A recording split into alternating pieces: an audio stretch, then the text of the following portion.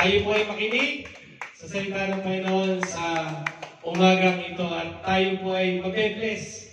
Hindi lang po tayo mabe-bless, kundi pamilya din natin dahil masasabi natin ito sa kanila. Amen? So, welcome po, Pastor Charity Canag. Ulit-ulit. So, good morning. Ano ba? Good afternoon pala para sa atin ngayon. So, good evening na pala sa Pinas. So, bakit po makita ang mga Zoomliners natin? Maraming mga attendees. Pamatiin lang natin sa maraming salamat. God bless sa ating 5 attendees. Nawawala daw yung signal sa atin. Nawawala pala yung signal. So, okay na ba yan? Nawawala daw yung signal sa atin. Magandang gabi po sa mga nasa Pilipinas. Welcome sa ating Friday Divine Service ng ating TCF, Tabernacle Christian Fellowship. So, kumusta po ang lahat? Hindi lamang sa aming Zoomliners, kundi kumusta po ang lahat dito sa ating mga parang masakit sa likod ngayon. Masakit sa likod ngayon. Ang sakit sa likod, medyo madami yata tayo, parang medyo binakbak yata tayo sa trabaho ngayong linggong ito. But praise God, tayo po ay nandito ngayon. Hahanapin po natin ang ating kapahingahan sa piling ng ating mahal na Diyos sa presensya ng ating Ama. Amen? Amen. So, are we ready to listen and hear the Word of God? Amen. Amen. Are we ready to digest? Yeah. Ready na po ba tayo para sa salita ng Diyos? Amen. Amen. So, once again, papakilala ko po ang aking sarili. Ako po, si sister na lang. Di pa ako sanay tawaging pastora? Pastora daw, sabi ni Di pa ako sanay tinatawag ng pastora Ate Cha na lang muna. So, Ate Cha, so ako pa ang lingkod ng ating Panginoon, Sister Cha. Minsan tinatawag akong Charidad. Minsan tinatawag din akong Charito. Palayaw ko si Cha-Cha. And pag sa asawa ko naman, tinatawag akong Bey. So, manaol. No? Pero, nanaon ganyan ka-sweet. So, lahat tayo may pangalan, di ba? Minsan, pag natawag, anong tawag na sa inyong mga asawa? Ayun, ganun. Pag minsan, sabi ni Mark na, wag mo na akong pag hindi mo binigay sa akin yung ATM mo, wag mo na akong matawag-tawag na babe. Wala ka ng asawa. Sabi ni Mark, hindi mo binigay yung ATM. Kaya sabi ko, pre, akin na yung ATM ko. So, ganon. Kidding aside, ang mga pangalan natin may meaning, di ba? Tanungin natin si Junie, yung pangalan mo, saan galing? Anong buong pangalan mo, Junie? Junilito. Bakit ka pinangalanan ng ganyan? Dahil sa Junie. Si Junie. Junilito. Sa tawag din sa kanya Junie. Buong pangalan ng Junilito. Bakit ka pinangalanan ng ganyan na tatay, nanay mo, tatay? Ng June. Pinanganak ng June? Hindi naka-online. Junior ka ba? Walang naka-online. Junior ka ng tatay mo? Hindi rin. Dito dahil pinanganak siya sa June. Kaya ngayon, Felicito at Junilito. Junilito. Si Kuya Eli naman, Elisito. Anong meaning ng pangalan mo? Bakit pinangalanan ka Kuya Elisito? Yun lang. So, lahat ng pangalan natin, I believe na may meaning. Diba? Kumbaga, lahat ng pangalan natin, may hugot yan. Elizalde. Bakit ka pinangalan na Elizalde? Boyfriend siyang Elizalde. Sa pelikula daw. Sa pelikula. Bakit ka pinangalan ng Victor? Ay, wala nang maisip Junior na tatay. Pag tinamad na mag-isip ng pangalan, Junior ka lang. So, ganon. Tama-tama naman, Our word of God today will be about Jesus and Zacchaeus.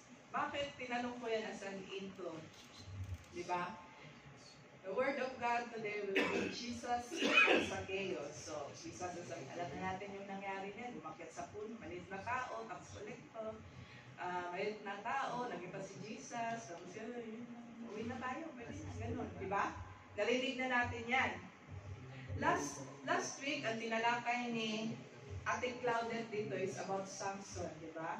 Ngayon naman, tatalakayan natin as about the character of in the Bible. His name's Zacchaeus.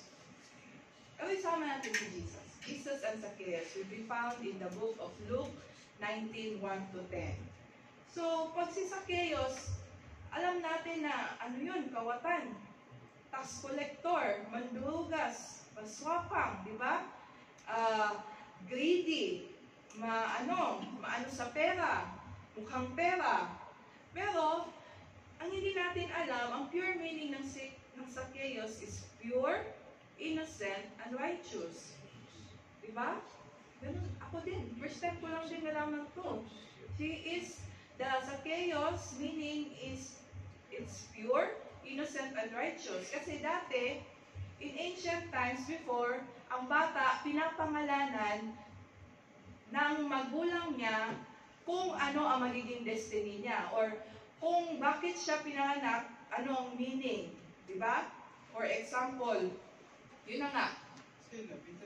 Si Sela, pinangalanan ko siya ng Sela Bethany kasi siya. Sela, yun nga, di ba? Apo, senior worship, tapos si Bethany, yung yung house of pigs or ang lugar kung saan nabuhay si Lazarus. Lugar ni Lazarus. So, it's a place of resurrection, di ba? So, ganon, si Zacchaeus is pure and innocent. Pero, sa story na nalaman natin, bakit salungat sa meaning ng kanyang pangalan ang nangyari sa story na ito? Ang Zacchaeus na kilala natin, mandurugas, magnanakaw, tax collector, selfish, greedy, di ba?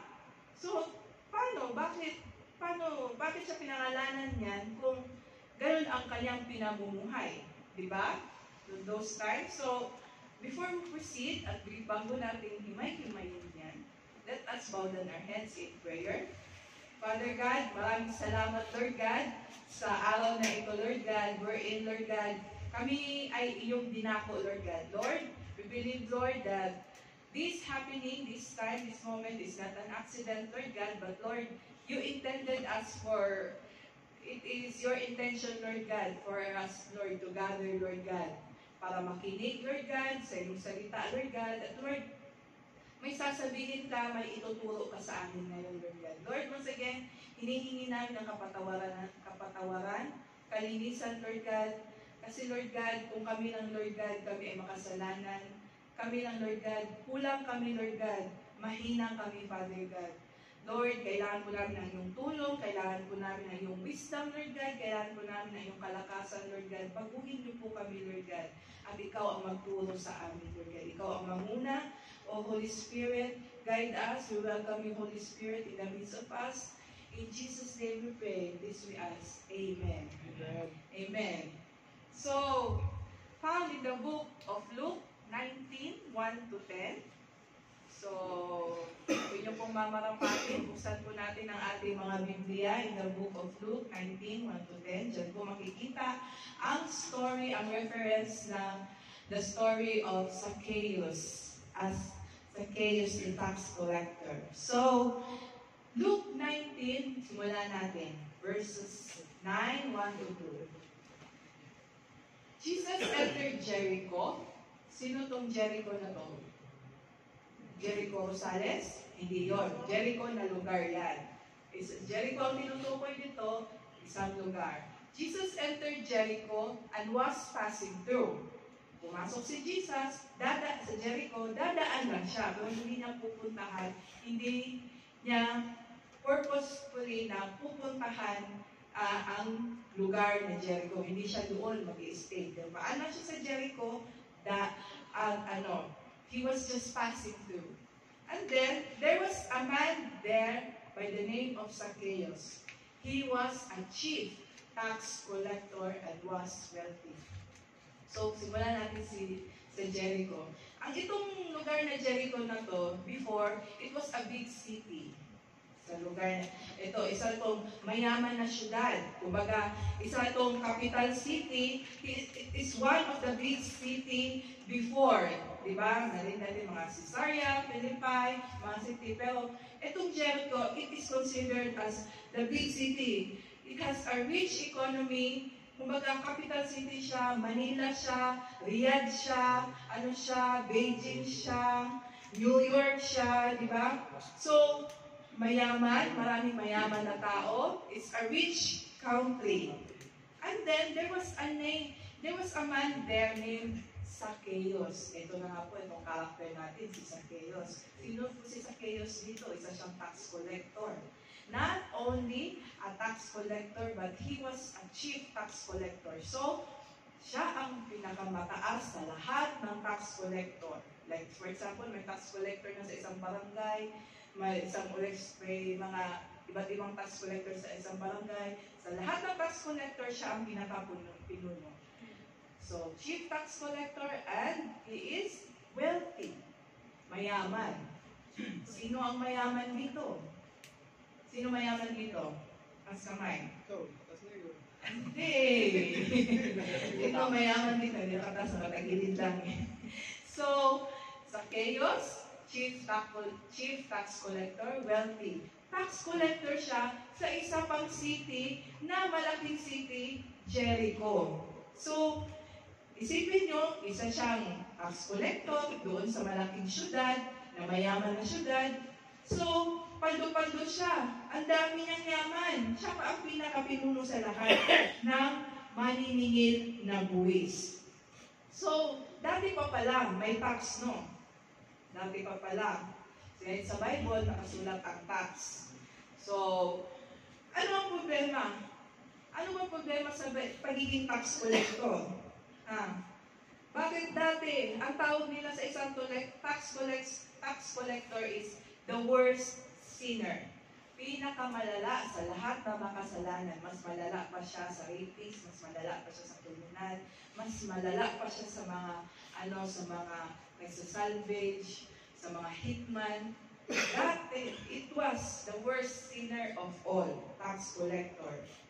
In fact, dati, kinukumpara kapag ang isang tao na makasalanan or a bad person, kinukumpara sa isang tax collector, masama pa ang loob nila na ikaw, para kang tax collector. Masama pa ang loob nila, magagalit sila because they are compared to the worst sinner, pinakamalalang makasalanan. Di ba?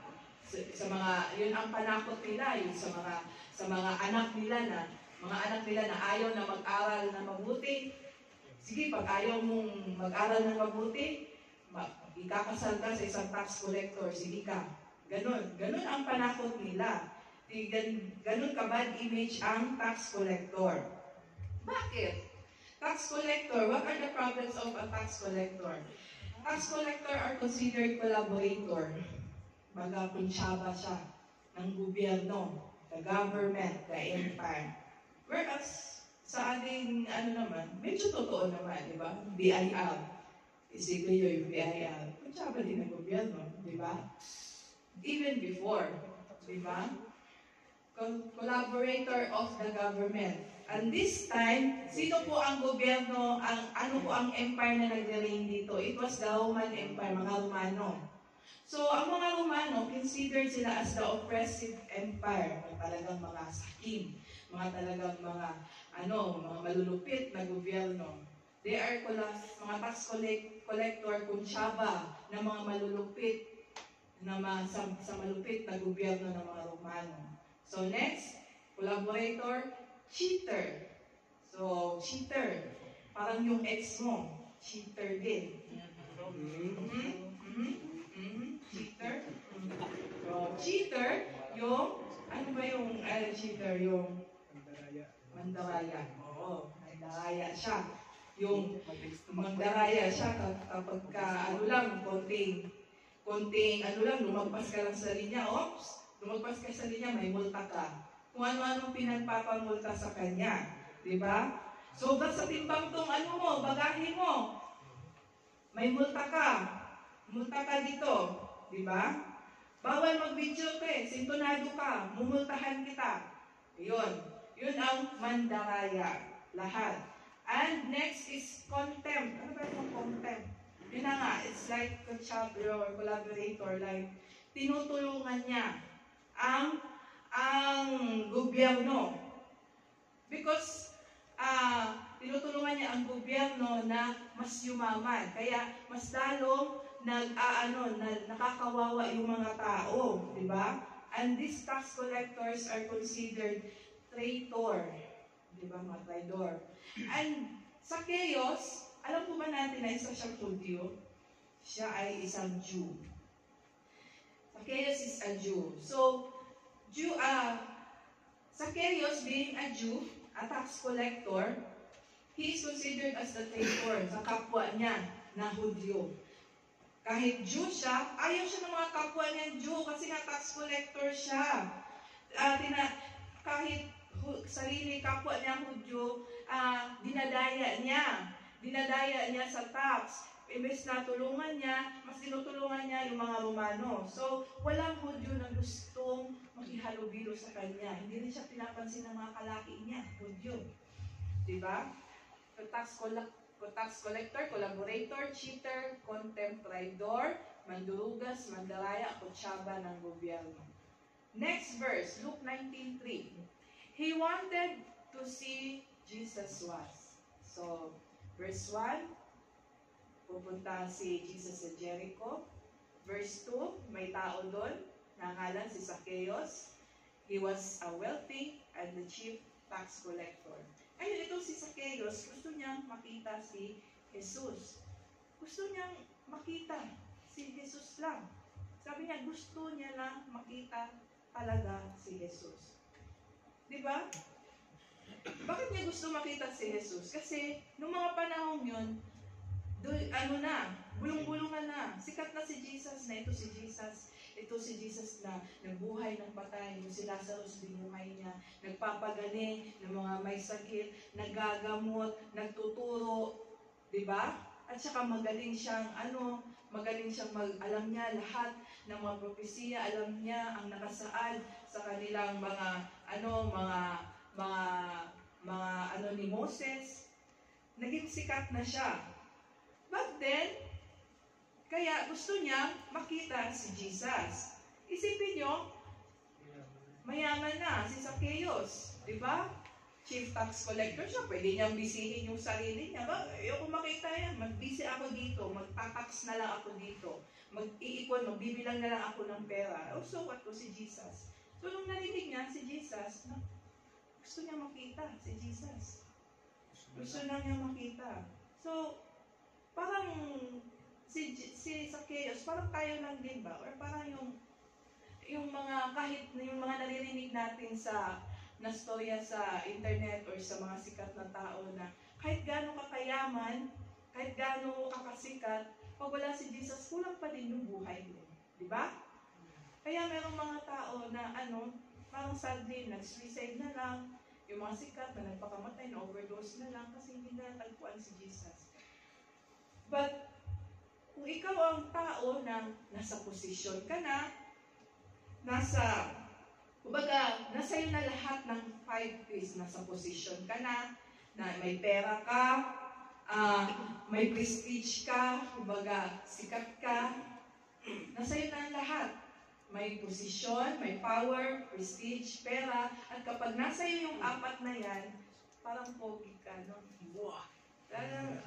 Wapo ka sa paningin. Power, prestige. Oo, wapo ka sa paningin. Wapo ka sa paningin ng mga tao. Kahit medyo alanganin ka, pero nasa posisyon ka, you have the power, sikat ka, lalo na't may pera ka. Oo? Pero parang pogi ka tingnan. Junior. Parang pogi ka tingnan. Tingnan mo yung mga Order sa chaos.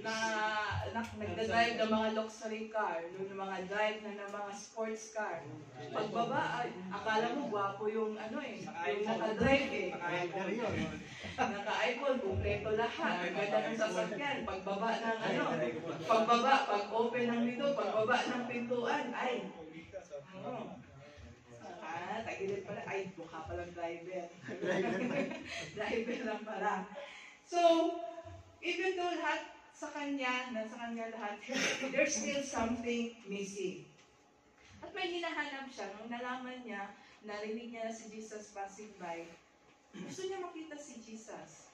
Kasi there's a quote saying, sabi nga, kilala po na ba natin si Blaise Pascal?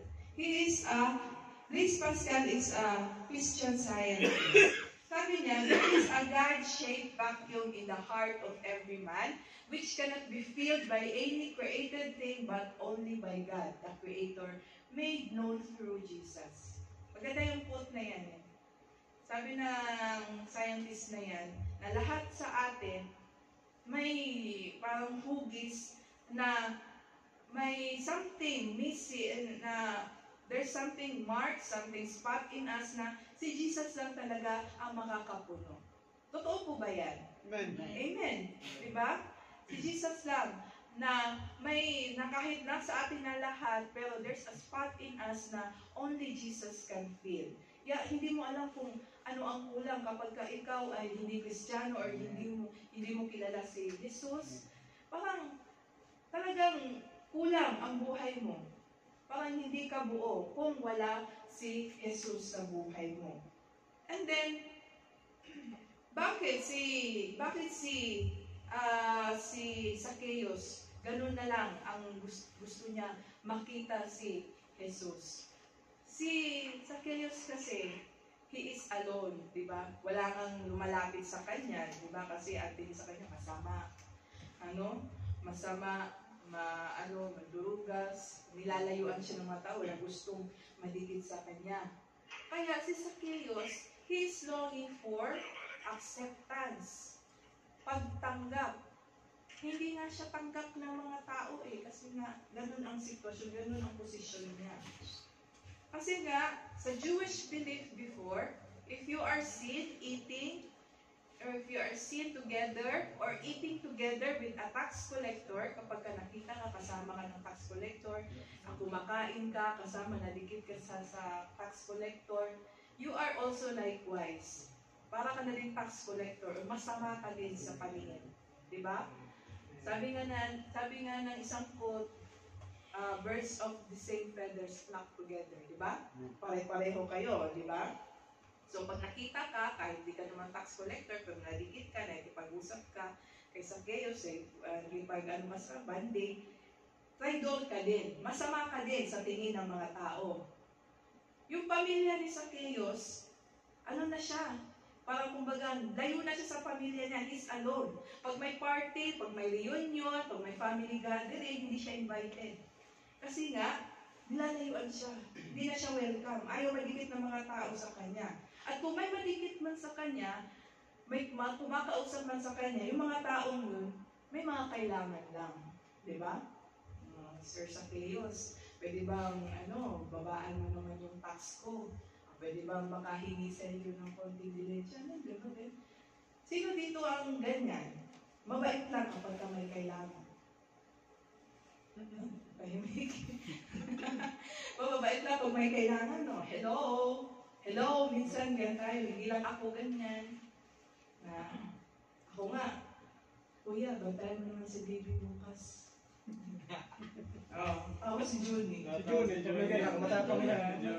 Makasalungat kay Junie, matapang kung may kailangan. Ayan. Diba?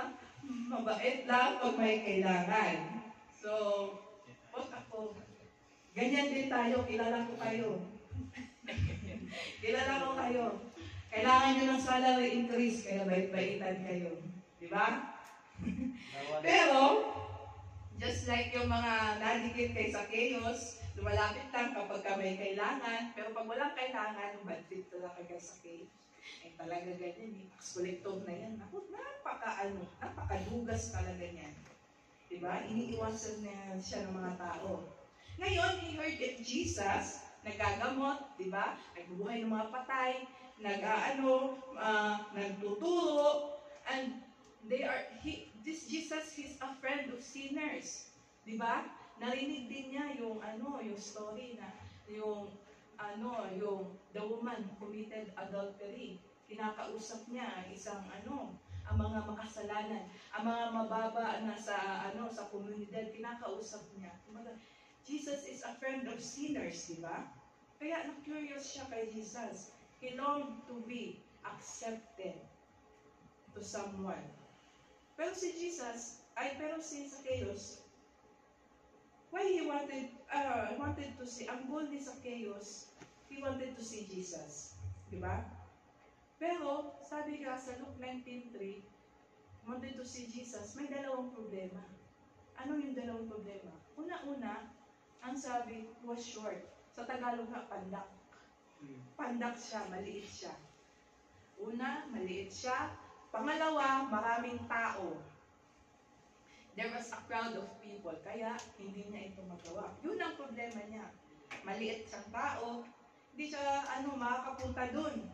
Kasi hindi siya makakapunta dun kasi baka masipa lang siya ng mga tao, baka mastampid lang siya.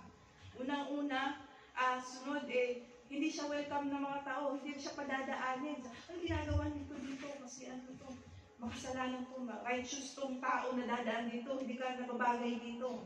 Yun ang iniisip niya. Which is true. Diba? Maliit siya, hindi siya welcome, yun ang mga balakid niya, yun ang problema niya.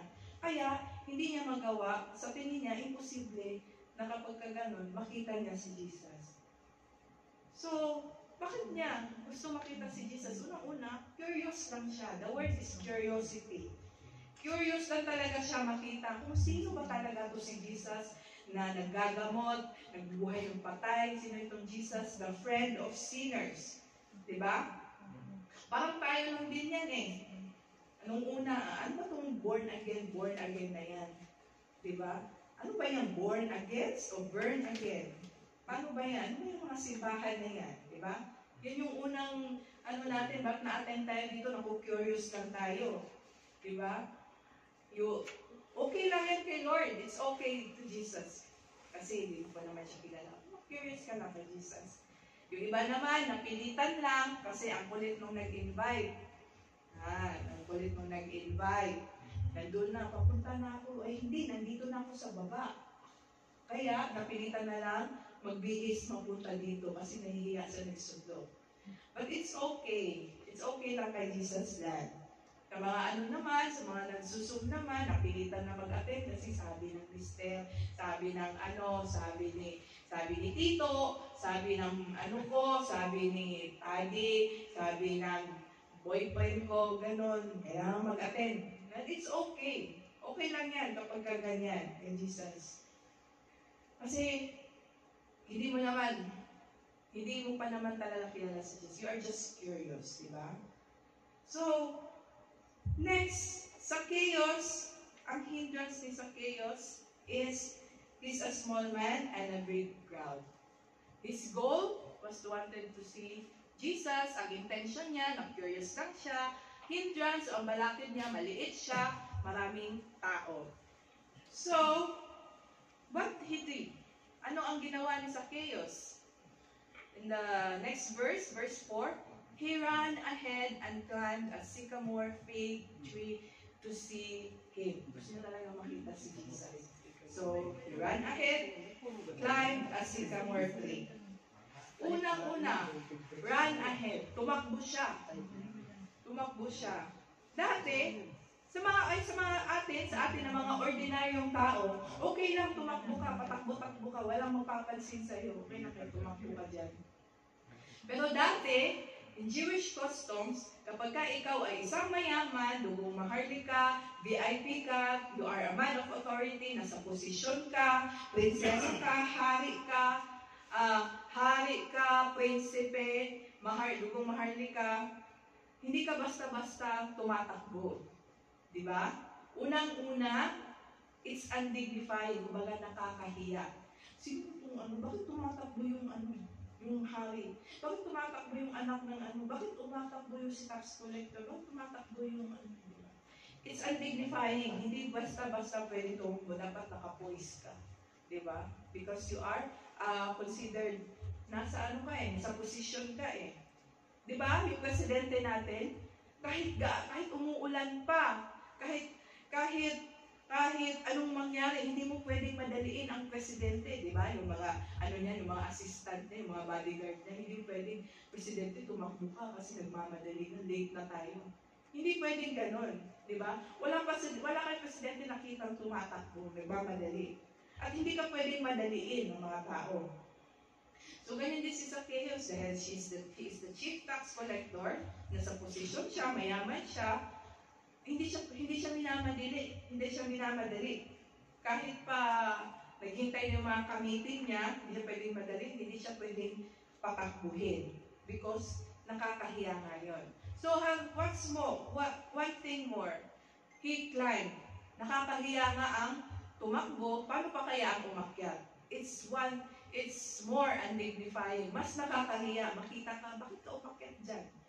Nakakahiya, isa kang mayaman. Di ba? Hindi pwede. Binatakbo, paakyatin pa kaya. But Zacchaeus did those things. Ginawa niya pa rin. Bakit nga ba? Gusto nga niya makita si Jesus. Na-curious nga siya para makita si Jesus. So, parang tayo lang, di ba?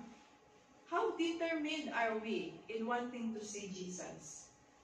Di ba? Gaano tayo ka-pursuan, gaano tayo ka-determinado para makita si Jesus. Amen? Gaano natin kagustong makita si Jesus? Ayoko mag-church ngayon, pagod ako. Ayoko mag-church, maglalaba ako. Ayoko mag-church ngayon, ayoko mag-attend. I don't want to attend kasi mainit, it's so hot. Ayoko mag-attend, umuulan. Anong gusto mo? Ayaw mo umulan, ayaw mo uminit, ano talaga gusto mo? Gusto mo kumidlat-kidlat? Ganon? So, ayoko umaten kasi hindi si Pastor Oscar ang mag-preach. May narinig ako na nagsabi niyan. Ano Kuya Ellie? May narinig ka rin ba nagsabi niyan? Ayaw daw mag-attend kasi hindi si Pastor Oscar ang mag-preach. Ano kaya nagsabi niyan? Julie. Mahuhuli din natin yan. Okay, kilala din natin yan. Sino natin yan? Sa case, hindi ko nag-exit na yun. Bago na pangalan ng Pedro na. So, Luke 19, how determined are we in wanting to see Jesus? Gano'n natin kagusto makita si Jesus? Diba? Gano'n natin kagusto katagpuin si Jesus sa buhay natin? In our everyday lives, gano'n tayo kadeterminado na i-consider si Jesus? Diba? Luke 19:5. When Jesus reached the spot, Zacchaeus, chief tax collector, mayaman, gusto niya makita si Jesus.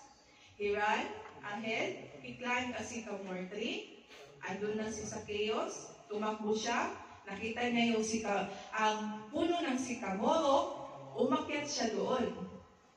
Andun si Zacchaeus sa taas. And then, let us go to the part of Jesus. In the verse 5, when Jesus reached the spot, he looked up and said to him, Zacchaeus. Doon mo na. So, reach the spot, look up. Para bang, ba't ganun? Reach the spot, para bang, pinano na ni Lord na mangyari yun. Kasi si Zacchaeus, hindi niya expected yun eh. Na-curious lang siya eh, but Jesus, he already knew. Because Jesus knew kung saan siya hihinto. Diba? At to think, dadaan lang siya sa Jericho. Hindi siya pupunta talaga dun sa Jericho. But when he reached the spot of the sycamore tree, parang pinapisa na, si Jesus parang alam na niya na, oops, dito. Pag kumito ka dito, tumingin ka sa taas, nandun, makikita mo isang tao na ngalang si Zacchaeus. Tawagin mo siya. Para bang, it was God's intention. Planned by God before it happened. But Zacchaeus never expected, di ba? Ganito lang yan. For example, sino ang paborito mong artista? Sino ang paborito mong banda? Pagpalagay natin si River Maya kasi bago lang nag-concert eh. River Maya, ex-Bamboo. Yun. Ganon. For example, kumakanta na sila doon. Di ba? Andun na si Bamboo, kakanta na ng Hallelujah. Pero bago siya kakanta, in-intro niya. Before I sing this song, I dedicate these songs for you, Ruel Narciso. Ganon. Paganda, di ba ganon? You will feel so special. You will feel so special na you were overwhelmed kapag tinawag ka ng isang tao na gusto mong makita. Di ba? And then, tinawag pa siya ni Jesus by His name. Zacchaeus. Kasi, for the long time, ang hindi natin alam, wala nang tumatawag sa kanyang pangalan na Zacchaeus. Tinatawag na siya na, pag nakita si Zacchaeus, ayan na naman ang mandurugas, ayan na naman yung kawakan, ayan na naman yung traidor, kung ano-ano tinatawag sa kanya, di ba? Ito na naman yung magnanakaw. Ito na naman yung cheater. Ito na naman si makapili. Ganon. Kung ano-ano na tinatawag sa kanya ng mga tao. But Jesus called him by his name, Zacchaeus. And isa pa sinabi, I must stay at your house. I must. Parang kailangan talaga ba? Immediate. No. Lazim. Daruri. All this is God's intention. Intentional pala ang pagpunta ni Jesus, ang pagdaan ni Jesus sa Jericho para katagpuin si Zacchaeus. Anong meaning na intentional? It's done on purpose. It's deliberate. Bagong term, deliberate. Done on purpose. It was God's intention. Pinlano na talaga ni God para makatagpo si Zacchaeus. So, ikaw ngayon, just like Zacchaeus, na ikaw na nandito na yun, curious ka lang kasi in-invite ka. Hindi ako titigilan ng nag-invite sa akin eh. Talagang chat ng chat eh. Okay lang yan kay Jesus. So, ikaw na nandito ngayon, napilitan ka lang.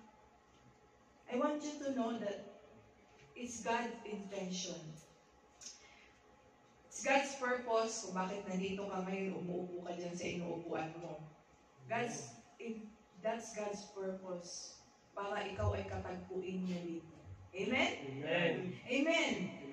At kung ikaw yun na may pinagdadaanan ka man, may pagsubok ka man, nalilito ka, o nahihirapan ka, may hinaharap kang pagsubok sa buhay mo, still, it's God's purpose. It's God's intention for you na idaan ka sa ganyang pagsubok. Why? Para like Zacchaeus, para hanapin mo siya. Para hanapin mo si Lord sa kalagitnaan ng mga pagsubok na yan, sa mga suliranin na yan. God's purpose para hanapin mo siya, para lumapit ka sa Kanya. Amen? So, Zacchaeus, he wanted to see Jesus kahit maraming balakid. Na kahit tinawag siya na Zacchaeus, sinatawag siya ni Jesus na Zacchaeus. Tayo ba? Pag tinawag tayo ni Lord na Salde, or Tor, Ruel, how do we respond by God? How do we respond to God? Yes, But hindi ganyan may pag-usap in an audible in an audible voice, ha? May mga conviction sa atin, sinasabi sa atin ni Lord na, anak, huwag yan, mali yung gagawin mo. Diba?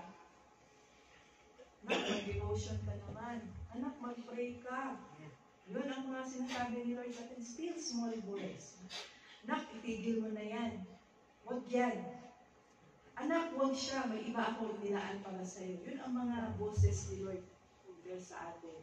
So, how do we respond in those calling na tinatawag tayo ni Jesus or sinisita or may sinasabi ni Lord, si Lord sa atin? Zacchaeus' response, verse 6, he came down at once, bumaba siya sa puno, and welcomed Jesus gladly. Gladly, meaning masaya. Masaya si Zacchaeus kasi may tumawag sa kanya. sa kanyang pangalan. Zacchaeus, masaya siya kasi for once, may tumawag sa kanyang pangalan na may respeto at may pagtingin. And he was happy. He welcomed Jesus gladly. But not everyone is happy. Hindi lahat. Kasi maraming tao, di ba? Pinapaligiran si Jesus na maraming tao. Sinusunod sa kanya. Nung nakita papunta si Jesus dumaan sa Jericho, ayan siya, maraming tao din na nag-aabang din sa kanya. Hindi lang si Jesus, there was a big, hindi lang si Zacchaeus, there was a big crowd. And then Zacchaeus was up in the tree. Huminto si Jesus. Tiningala niya si Zacchaeus. Tinawag niya si Zacchaeus sa kanyang pangalan. Nung nakita ng mga taong yun, ang picture na yun na si Jesus, tinawag niya si Zacchaeus. Anong sabi sa verse 7? All the people saw this began to mutter. Mutter. Or the other word term here is grumbling. Sige, sa Tagalog na lang. Bulungan. Nagbulong-bulungan ang mga tao. Ano ang bumubulong ng mga tao? Tumuloy siya sa bahay ng isang masamang tao. Oo. Narinig pa ng mga tao na, Zacchaeus, calm down. Ako'y pupunta sa bahay mo. Oops! Narinig ka ng mga tao, hala, si Jesus pupunta sa bahay ng isang masamang tao. Kasi nga, ano ang kanilang paniniwala? If you are seeing together with this tax collector, you are also likewise masama ka rin tao. Pero bakit sila nagbulong-bulungan ng ganyan? Kasi during those times, mataas na yung expectation nila kay Jesus. Na itong si Jesus, siya ang Misaya na sinasabi ng Biblia. Siya ang Misaya na sinasabi ng Biblia. Siya ang Misaya na sinasabi ng propesiya na kasi nagpapagaling, nagbubuhay ng patay, may power, authority. Siya yung Misaya na yun. Pero, nung narinig na, nung makita nila na makikipag-usap, pupunta sa bahay ng isang masamang tao, biglang nagbaba yung expectation nila. Ay, hindi ito yung Misaya ito. Hindi ito yung Misaya sinasabi. Pupunta, may isang Misaya ba na pupunta sa bahay ng isang masamang tao? Wala. Diba? Kayo ang bulong-bulungan ng mga tao. Verse 8. But Zacchaeus stood up and said to the Lord, Look, Lord. Yun ang sinabi. So, from curiosity, na-curious na siya na makita si Jesus, and andun na sila sa bahay ni Jesus, andun na siya while they're eating, andun na siya sa bahay ni Zacchaeus, bigla na, tinawag na niya si Jesus as Lord. So, something happened. Something happened in between na dati hindi niya kilala si Jesus, ngayon tinatawag na niya si Jesus na Lord. Tayo, bakit natin tinatawag ni Jesus? Bakit natin siya tinatawag na Lord? Kasi tayo ay naniniwala na sa Kanya. Tayo ay tinanggap na natin si Jesus as our Lord. So, kaya tinatawag natin siyang Lord. So, He already surrendered His life, Himself to Jesus as Lord. Nagkaroon siya ng kamulatan. Nagkaroon siya ng pagbabago na tinawag na niya si Jesus as Lord. Diba? And the term there is, ano ang term there is? Repentance. Nagsisi na siya. Pagsisisi ang kanyang, ang term doon, repentance. Repentance is from the Greek word metanoia. So, kung himay-himay natin, meta, sa compound word meta means change. Noia is mind, change of mind. Yun ang repentance. So, pagsisisi. Meron kasi mga tinatawag na makamundong pagsisisi. Yung worldly sorrows lang. Yung nahuli ka nagnakaw, nahuli ka nakabispalko, nahuli ka na may kachat, misis, nahuli ka na may nang bababae ka. Ayoko na mag-chat doon, magagalit si misis. Ayoko na magkakaw kasi natatakot ako makulong. Yun, pwede yun. Magsisi ka. Nagsisi ka sa isip mo. Pwede naman, there's a change of mind. Kasi nahuli ka. Ayaw mo na, natatakot ka. Pero, pag sa pagsisisi na yon, if God is not in that repentance, pag si God wala sa pagsisisi na yon, oras na pag si Mrs. nanlabig na, oras na si Mrs. hindi na medyo maluwag na si Mrs. Kakalipitin ka naman ang kulit ni Satanas. Uy, i-chat mo ulit, kumustahin mo lang ba? Ganon. Kakalabitin ka ulit ni Satanas na, uy, walang CCTV. Pwede ka? Ganon. Oras na, pag sa repentance yan, wala si God, babalik at babalik ka sa gawin na yun. Amen? At kung babalik ka, mahuhuli ka na naman. Ulit-ulit lang yung cycle ba? Mahuhuli ka na naman. Tapos pag nahuli ka, sisisihin mo yung ibang tao. Ganon ang makamundong pagsisisi. Nagsisisi ka din sa ibang tao. Kasi naman yung misis ko, ang ante-ante kasi naman yung misis ko, napaka-strict ko, napaka-bungangera Kaya doon tayo kasi, magaling mag-asikaso. Yun. Ganun, di ba?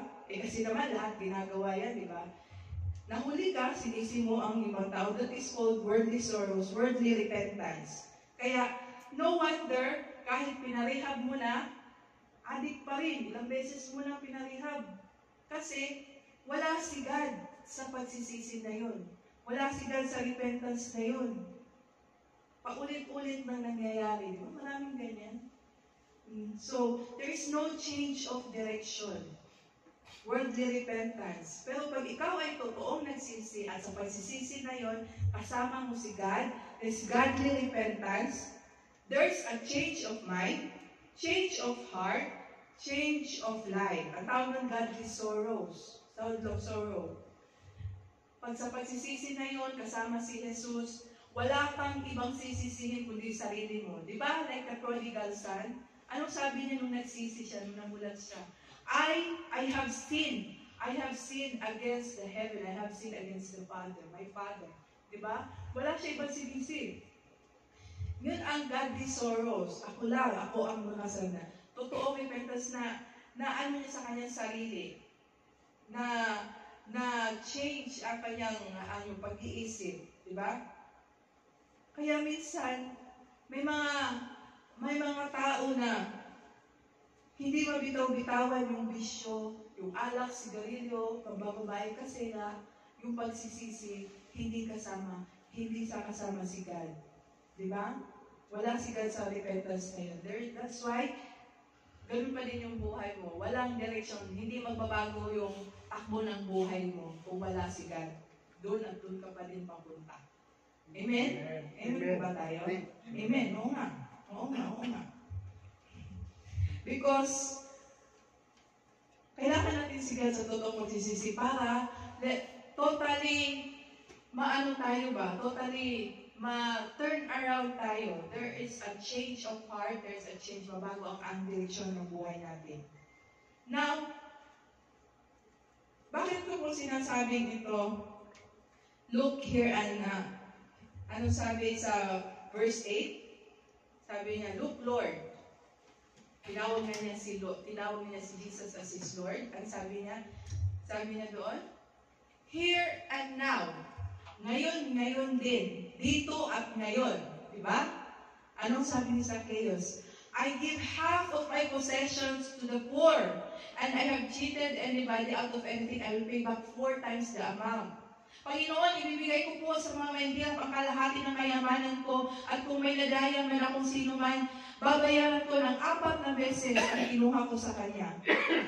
Jewish law, ang patakaran ng mga Hudyo dati, kapag ikaw ay nagkautang, ang interest nila 20%, mas malala pa sa itik. May mga ano pa naman tayo dito. May mga audience pa naman tayo dito, itik. Mas malala pa, yung itik, 10% lang, 5, 6, 10% lang. Mga Hudyo, 20%. So, pag ikaw ay nakautang ng 1,000, pag babayaran mo yan, in full amount, plus 20% na interest. 1,000, 20% of 1,000, 200. So, 1,2 ang ibabalik mo sa kanya. Si Zacchaeus, 4 times. Kapag nung yung nadaya niya ng 1,000, ang ibabalik niya doon sa nadayaan niya, magkano? Doon naman. 4,000. Oh, ito mo lang. 4,000, di ba? 4 times eh. So, naresolve niya yung kanyang mga pagkakamali na tinama niya ang kanyang mga mali. Tapos ibibigay pa niya sa mahihirap ang kalahati ng kanyang kayamanan. So, meron na siya kayaman, marami mahihirap. Kalahati ng kanyang kayamanan, ibibigay niya sa mahihirap, magbabayad siya sa dami ng nadispalko niya, sa dami ng mga inutangan niya dati, 4 na beses niyang ibabalik. Technically, walang maiiwan sa kanya. Di ba? For example, kay Jepoy, pupunta sa Zacchaeus kay Jepoy, uy, dito na yung isusoli ko yung pera. Bakit siya? Yung pera na ay yung lupa na binili ko sa'yo, imbis 1,000 lang, pinatungan ko ng another 1,000, ginawa kong 2,000, imbis 1,000 lang. Ibabalik ko sa'yo 4 times. So, magkano ibabalik niya in 4 times? 8,000. Ganon, di ba? So, marami siya. And technically, walang matitira sa kanya. Ganon si Zacchaeus. Willing siya i-give up ang lahat. Willing to give up, isusuko niya lahat kay Jesus. Kahit ganun kalaking yaman niya. Paano naman tayo? Ano ang kaya natin isuko para kay Jesus? What are we willing to give up for Jesus? So, naalala po ba natin yung story? So, the story before this, Luke 18, kung titingnan nyo, andun yung story ng rich young ruler. Diba? Alam niyo po ba yung rich young ruler na tinanong niya si Jesus, ano ang gagawin ko para makamit ang buhay na walang hanggan? Ang sabi ni Jesus, alam mo naman ang bata, alam mo na yung nakasaad sa bata, sa law. Mahalin mo ang iyong Diyos ng buong puso, gano'n, wag ka do not lie, don't commit adultery. Sabi ng rich young ruler, wala po akong atraso kahit kanino. At simula bata pa ako, sinusunod ko po itong lahat na batas na ito. Ang sabi ni Jesus, there is one more thing you will do. Iwan mo lahat ng kayaman mo. Sell all your possessions, give it to the poor. Diba? Ano ang ginawa ng rich young ruler? Yumuko, tumalikod, umalis. Bakit? Hindi niya kayang i-give up ang kanyang yaman. Sa sobrang yaman niya, sa sobrang dami niyang kayamanan, hindi niya kayang i-give up ang kanyang yaman. Kaya, nasingit tong story ni Zacchaeus. Kasi si Zacchaeus is willing to give up everything. Pero si rich young ruler, ang sabi nga ni Jesus doon, dahil hindi niya kaya, kaya yung rich young ruler, hindi niya kayang i-give up lahat ng kayamanan niya. Anong sabi doon dito sa Lucas 18:24? How hard it is for those who have riches to enter the kingdom of God. Amen. So, sino mayaman dito? Ang mahirap sa mga mayayaman na makapasok sa kaharian ng ating Ama. Amen? And sabi pa niya, it is easier for a camel to go to the eye of a needle than for a rich man to enter the kingdom of God. Na-imagine mo yun? Yung sinulid, karayong, butas ng karayong, dadaan ka sa butas ng karayong. Ang camel pa ang idadaan mo doon. Ano ba yun? Do you picture it? Napipicture po ba natin yan? Ayun? Imposible. Impossible. Imposible na. Hindi mo mapapasok yan. Yun ang sinabi. It is hard for those who wish to enter the kingdom of God. Mas madali pa daw yan. Mas makakapasok pa yung camel dyan sa butas ng karayo kaysa sa mayayaman na papasok sa kaharian ng Diyos. So, ang sabi ng mga disciple, sino na lang ang makakapasok? Di wala. Sino na lang ang makakapasok? sa kaharian ng Diyos. Wala na makakapasok kasi lahat may dala-dalang yaman. Anong sabi niya? Anong sabi sa verse 27? The things which are impossible with men are possible with God. So, lahat, sabi nila, imposible pala makapasok yung mga mayayaman sa kaharian ng Diyos. Ang sabi sa verse 27, sabi ni Lord Jesus, the things, ang mga imposible sa tao, ay posible sa Panginoon. Amen. Amen po ba tayo? Palakpakan po natin ang ating Panginoon. All things are possible with God. Amen? Luke 19:9. Verse 9 na tayo. Konti na lang. 1 to 10 tayo. Jesus said to him, today, ngayon, salvation has come to this house, because this man too is a son of Abraham. So today, diniklara ni Lord, ngayon din, nung sinabi ni Jesus, ni Zacchaeus na, Lord, I will give half of my possession. Nandun ang kanyang pagsisisi, nandun ang kanyang pagtama sa kanya lahat ng kanyang kamalian. Ibibigay niya ng 4 times sa mga nagawa niya ng mali, pagsisisi. Jesus responded na, ngayon din. Ngayon, salvation has come. Niligtas siya ng Panginoon. Amen? Nung nakatagpo ni Zacchaeus si Jesus, siya ay nagkaroon ng kaligtasan. Diba? So meaning, kung hindi niya nakita si Jesus ng panahon na yun, patuloy pa din siya sa paggagawa ng masama. Diba? Diretso pa din siya inferno. Bakit? Because I am the way, the truth, and the life. No one comes to the Father except through me. Jesus lang ang tanging paraan para makapunta tayo sa Ama na sa langit. Diba? Kasi si Zacchaeus, hindi siya naligtas dahil pinamigay na niya yung mga kasamaan ay yung mga yung mga kayamanan niya. Hindi siya naligtas dahil tinama niya ang kanyang mali, pero natagpuan muna niya si Jesus bago niya ginawa yung pagtama sa kanyang kamalian. Amen? So, good works will follow after salvation. So, hindi ka makakapasok kahit gaano ka kabait, kahit gaano pa kadami ang iyong i-donate, kahit pa gaano kadami ang iyong pinamimigay, hindi ka makakapasok sa langit, kundi si Jesus. Amen? Amen. Amen. Kahit ilang milyon pa yung i-donate mo, if not for Jesus, pupunta ka pa rin impyerno. Amen?